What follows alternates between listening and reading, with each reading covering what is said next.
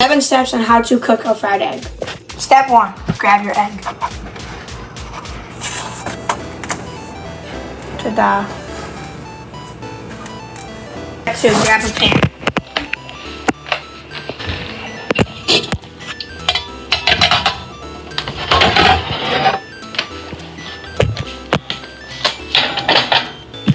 Step 3, grab your vegetable oil. Yeah. Step 4, pour vegetable oil in the pan. I think that's enough. Yeah. And start the tomato.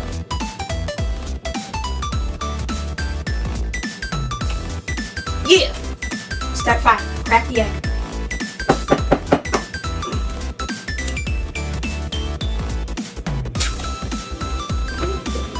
Step 6, grab the spatula. Shazam. Step 7, grab your salt and put it on the egg. Step 8, add black pepper. Step 9, try to flip the egg and not break the yolk.